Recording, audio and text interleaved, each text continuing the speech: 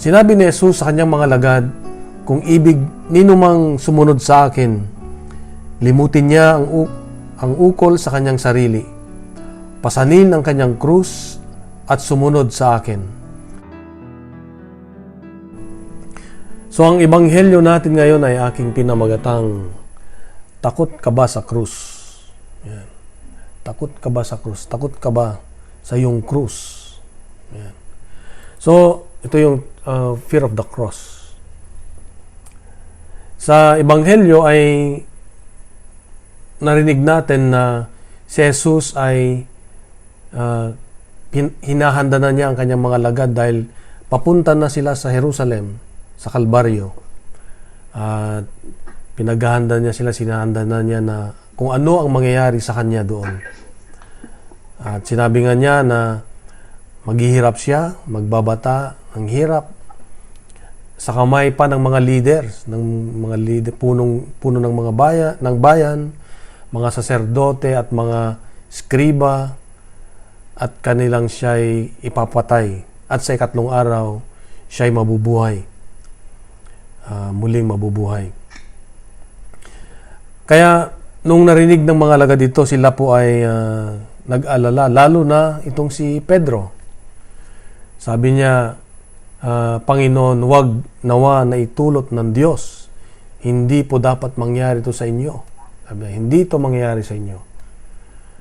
At pinagsabihan siya ni Lord na sabi niya, lumayo ka, Satanas. Sa Ingles, medyo iba. Sabi niya, get behind me, Satan. You are an obstacle to me. Ikaw ay hadlang sa aking landas. So dahil sa makita natin dito, dahil sa pagmamahal ni Pedro kay Jesus, ay kanyang pipigilan, kanyang hayaang mangyari kay Jesus ang isang masakit na bagay. Parang tayo malimit pag yung mga anak natin ay nadadapa o nahihirapan, tayo ay sobrang nag-aalala o tumatakbo tayo para patayuin at yakapin, ganyan. O kung hindi man, kung may alam mo na yung gagawin niya ay mahirap, ay hindi natin, sinahadlangan natin na wag nang gawin. Wag nang gawin.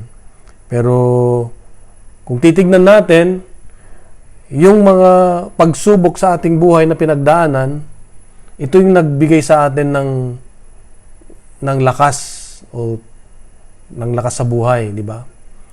Ang mga pinaghirapan natin, lalo tayong mga nakaranas ng kahirapan nung tayo ay bata-bata. Pag dumaan ka doon, sa pagtanda mo ay hindi mo makakalimutan at babalikan mo na lamang na ito yung naging dahilan kung bakit yung buhay mo ngayon ay naging maayos. Ayan. So, maalala ko nung ako'y bata,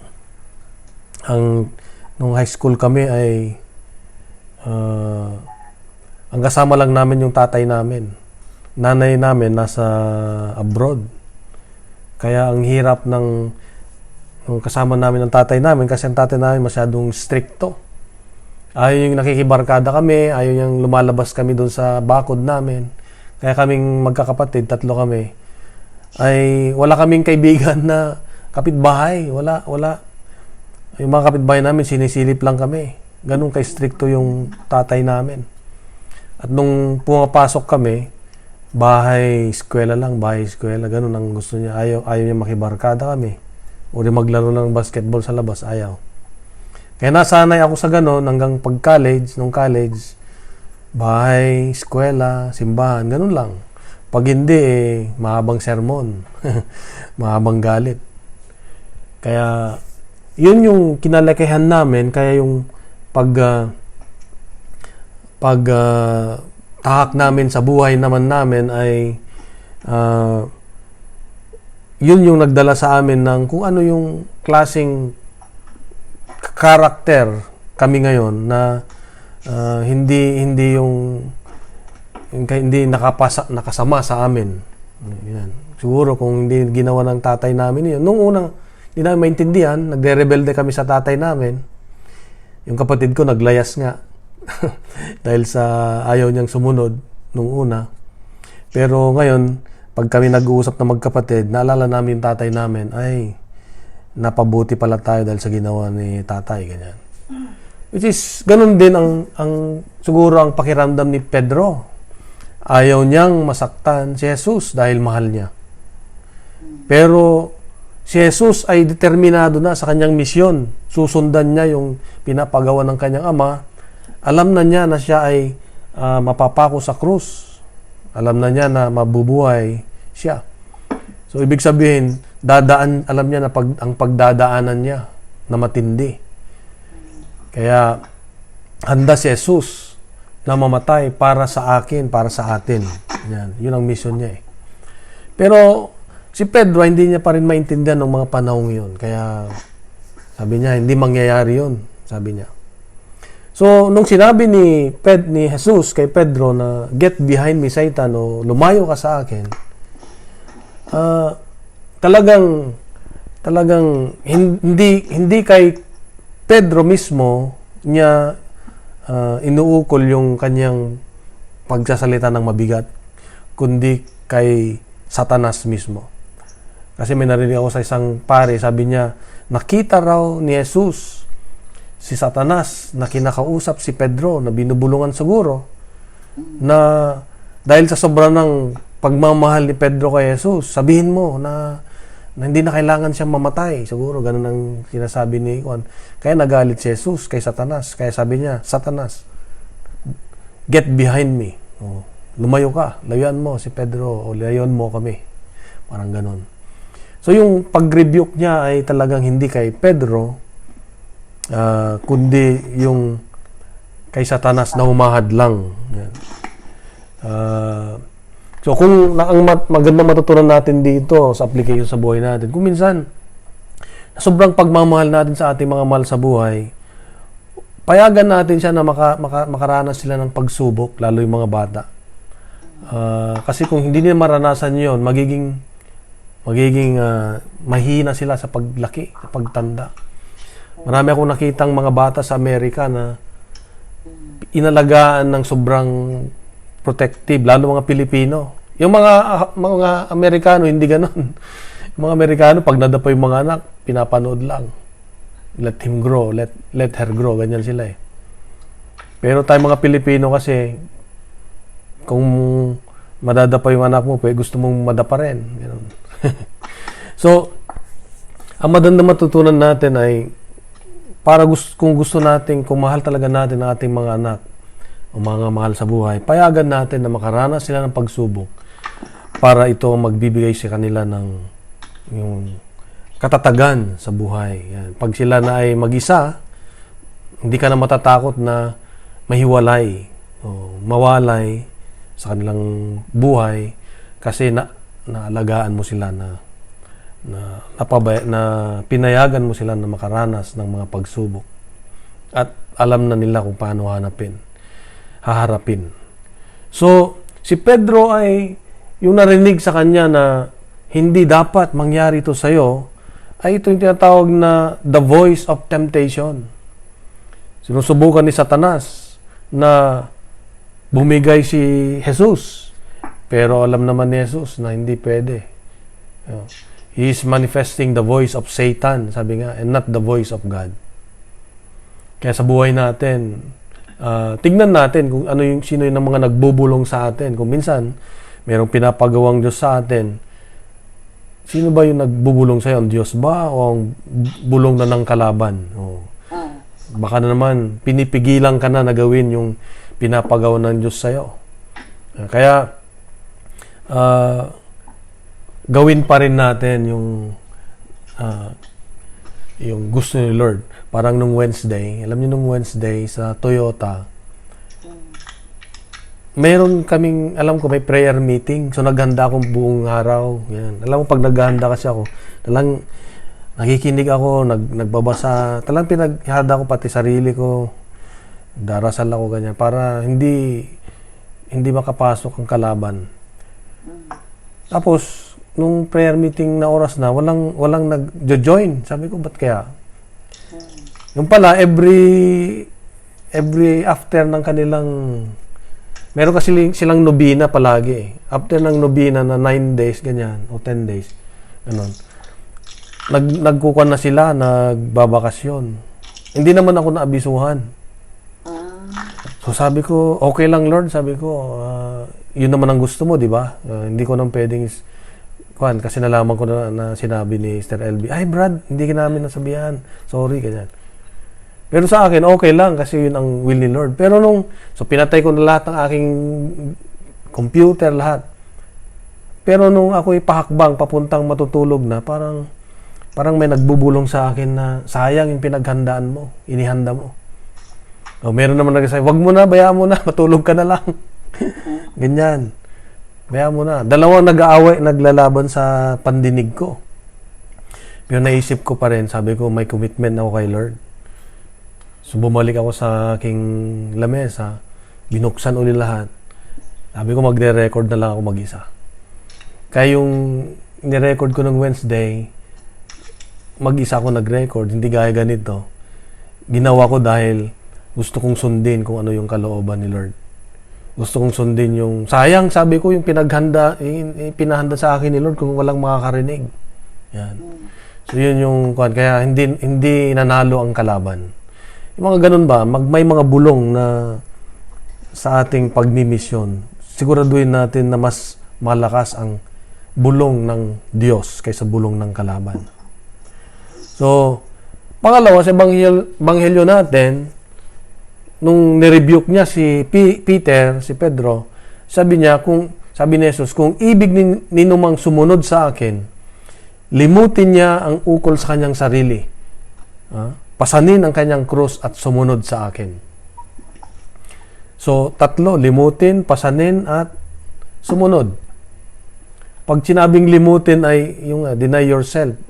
Huwag mo nang isipin yung sarili mo. Isipin mo na lang kung ano yung gusto ni Lord. Limutin, deny, yan. Huwag na yung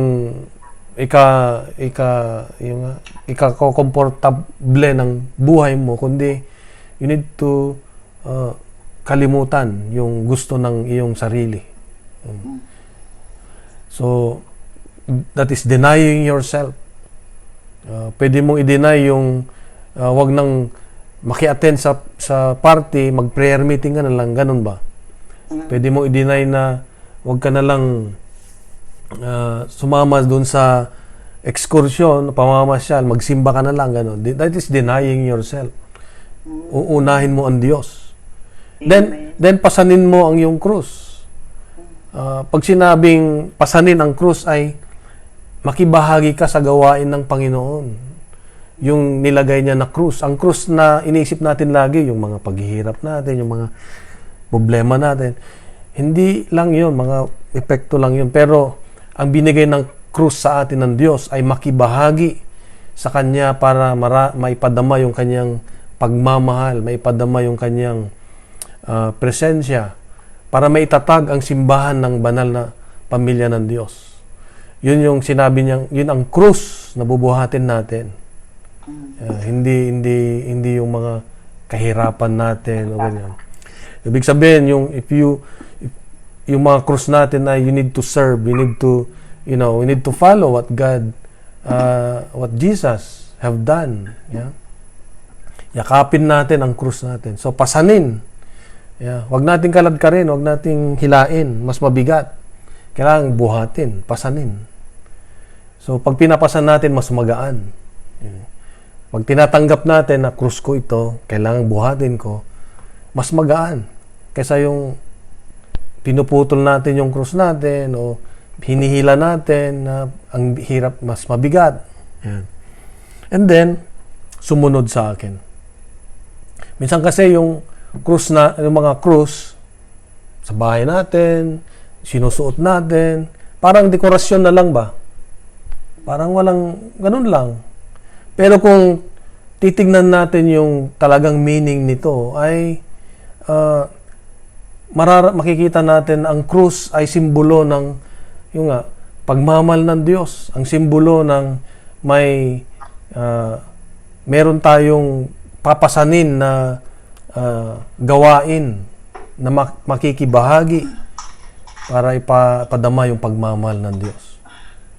So, minsan kasi tayo pag may problema tayo, para hindi na mahirapan, dinidelete na natin. Tanggalin mo lang yan. Yan. Hindi na natin ina-analyze bakit nagka-problema. Yeah. Mahilig tayo sa shortcut. Sinabing shortcut, for example, yung mga mayroong death penalty, patayin na lang yan. Yan.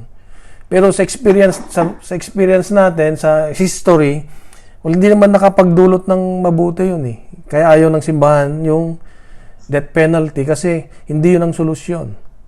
So, wag yung shortcut, wag yung mabilisan, wag yung easy part, yung tinatawag. Minsan, inuunahan natin ng Diyos na mas marunong pa tayo.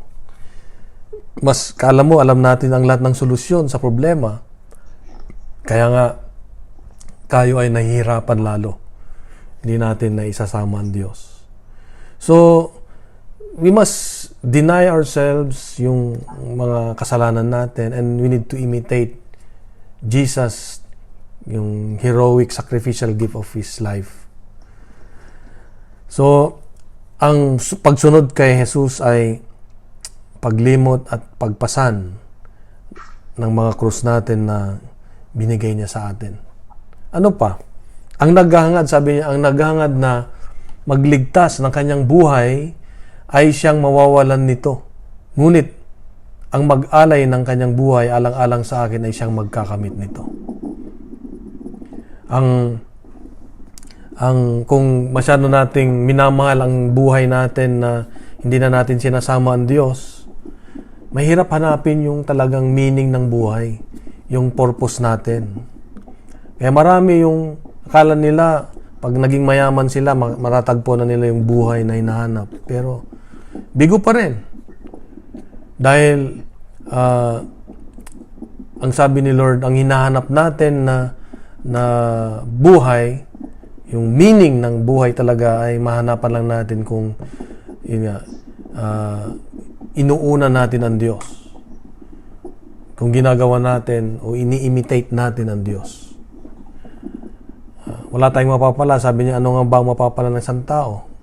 Makamtan man niya ang lahat sa buong daigdig kung ang katumbas naman nito ay ang kanyang buhay. Yung buhay na hindi niya walang kapayapaan. Ang buhay na magulo. Yan. Ang buhay na hindi magdadala sa atin sa buhay na walang hanggan. So, ang magandang matutunan natin o reflection natin ay we need to take up our cross. Hindi natin pwedeng gawing pasahero si Lord. Hindi siya yung taga-sunod-sunuran lang. A disciple follows the master, sabi nga. Tayo dapat sumusunod sa ating master, si Jesus. Kaya nga sabi niya, get behind me, Satan. Ibig sabihin ay, dito ka sa likod ko. Sumunod ka muna sa akin. Papakita ko sa iyo kung paano ang nararapat. Ganon din si Pedro at kanyang mga alagad. Dito kayo sa likod ko. Sabi niya, dahil ipapakita ko sa inyo kung ano nararapat, kung paano ang pagsunod na dapat gawin ninyo. Kaya yun ang turo ng Diyos sa atin. So, gawin natin siyang driver sa buhay natin. Yan. Driver. Huwag nating payagan na tayo. Kung minsan kasi yung prayer natin, Lord, ito yung gusto kong mangyari. Ito yung ganyan-ganyan. Tugunin mo ha. Ito yung nararapat na mangyari. Ang solusyon. Kaya, i-bless mo naman, sumunod ka na lang. Parang ganun yung prayer natin kuminsan.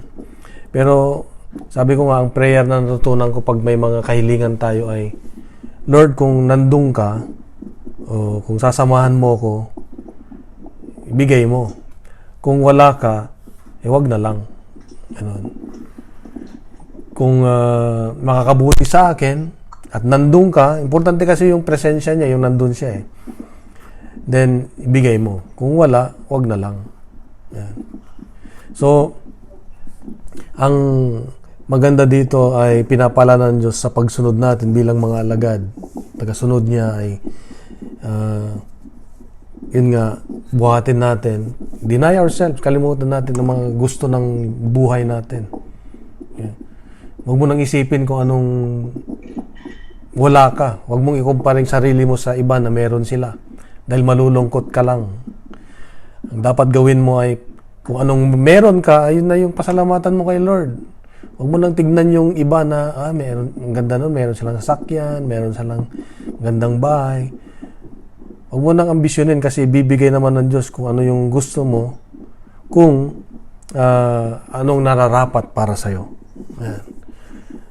At yung pag-avoid natin sa mga sakripisyo sa buhay, ay hindi natin, ang pagsunod sa Diyos ay hindi lahat masaya. It's not always about happiness when we follow Christ. Kung nagsimba kayo kanina, narinig nyo sa first reading yung buhay ni Jeremiah, di ba? Jeremiah, tinawag ni Lord, ginawa niyang propeta. Ang bata, 15 to 16 years old pa lang yata. Anong nangyari sa kanya? Di ba siya pinagtawanan? Siya'y sinaktan. Wala siyang, nagbibigay siya ng yung mga propesy niya, pero pinagtatawanan siya at inalipusta. Batang-bata.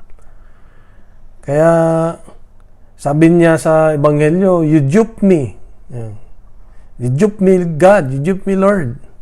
Ibig sabihin ay inisahan mo ako. Parang ganon. Pero at nagtagumpay ka. Sabi niya kay God. So, ibig sabihin yung pagiging propeta ni Jeremiah, hindi madali. Dumaan siya talaga sa kahirapan. Pinatay siya ng kanyang mga kababayan. Biro mo. Buhay niya bilang propeta ay hindi naging masaya dahil lang sinunod niya yung gusto ng Diyos. So, tayo rin may mga isasakripisyo tayo pag sumunod tayo kay Lord. Maraming mawawala, maraming hindi na masusunod yung gusto ng mundo. Hindi na masusunod yung nararamdaman mo na gusto ng laman. Marami tayong isasakripisyo talaga. Dahil ito lamang yung paraan para mabuhat natin ang ating krus. Hindi pwede yung nagbubuhat tayo ng krus, ng mission natin, meron tayong hinihila sa kabila ng mga sarili nating mga bagay sa buhay. Kaya, we need to strive. So, carrying our cross is turning our eyes away from ourselves.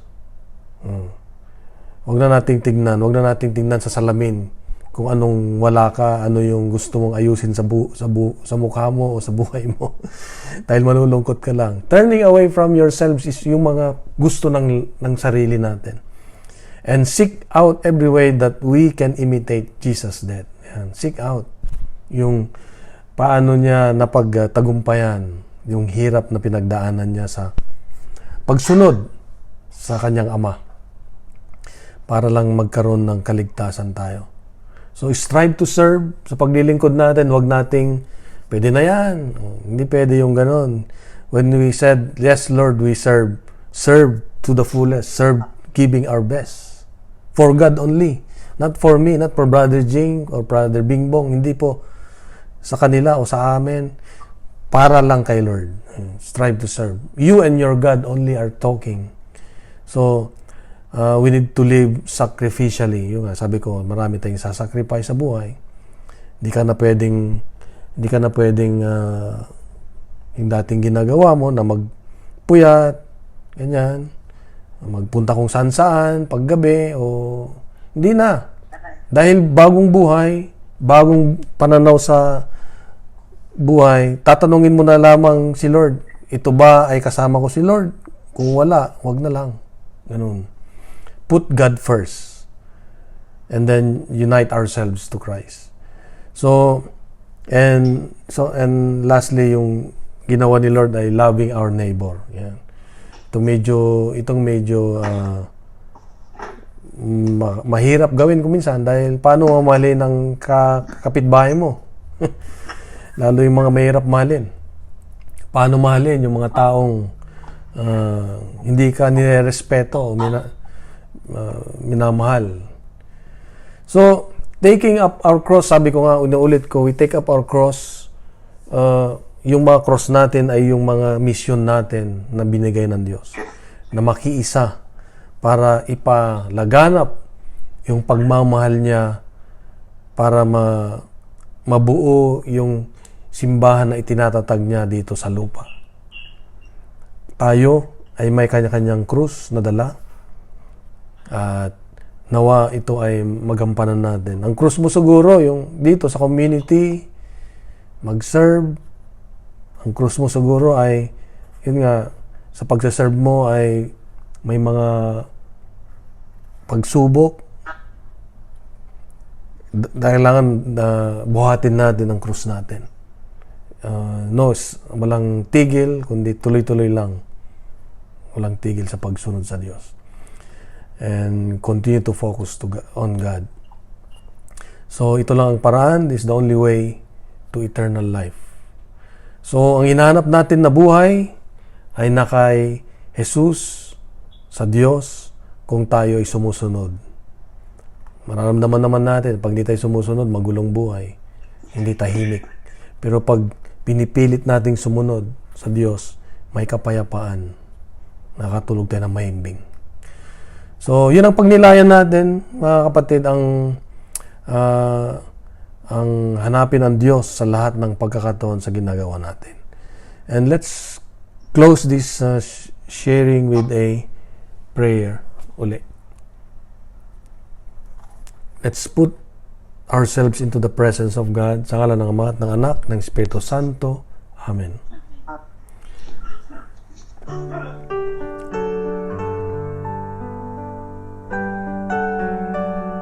Panginoon, muli kami po ay kinausap mo ng diretsahan. Gusto mong sumunod kami sa iyo at ikaw ang manguna dapat.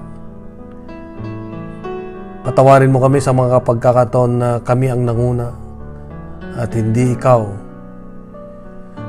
Bayaan mo, Panginoon, mula sa oras na ito, mula sa araw na ito, ay pipilitin namin na ikaw lagi ang una sa lahat. At sa lahat ng ginagawa at iniisip namin, tatanungin namin ang sarili namin, kasama ba namin si Lord? Para ba sa Kanya ito o hindi? Kaya, Panginoon, hindi namin po kayang gawin ito kung wala ang iyong presensya, kaya hiniling po namin ang iyong banal na Espiritu na kami po ay samahan. Lord, we thank you for this wonderful message and we ask you to be with us as we journey in this life. Thank you, Lord, for our cross. At tulungan mo kami na mabuhat ito araw-araw, anumang oras. Mama Mary, please continue to be with us and pray for us as we continue to carry our cross. Please pray for us and please be with us always. Sa oras na ito, Panginoon, tinataas namin ang lahat ng mga kapatid namin na may karamdaman. Lord, sa pangalan mo, Jesus, merong kagalingan. Kaya angkinin namin ang karamdaman na yan na hinihipon mo na ngayon at pinapagaling at binabalik, Lord, sa maayos na kalusugan na magandang kalooban. In Jesus' name, you are the greatest healer. There's healing, Lord. So by your stripes, Lord, yung pinagdaanan mo na sakit sa katawan nung ikaw ay nasa krus, ay gagaling kami sa pangalan mo, Jesus. Thank you, Lord, for that healing. We claim in Jesus' name. Thank you, Lord. Thank you for this prayer meeting. Lord, tinatas namin ang mga kapatid namin na wala ngayon at mga kapatid namin, lalo na yung mga mahal namin sa buhay. Continue to bless and protect them also, Lord. Ang lahat ng ito ang may aming kahilingan sa iyo sa pamamagitan ng iyong anak na si Jesus kasama ang Banal Espiritu Santo magpasawalang hanggan. Amen. Sa ngalan ng Ama, ng Anak, at ng Espiritu Santo. Amen.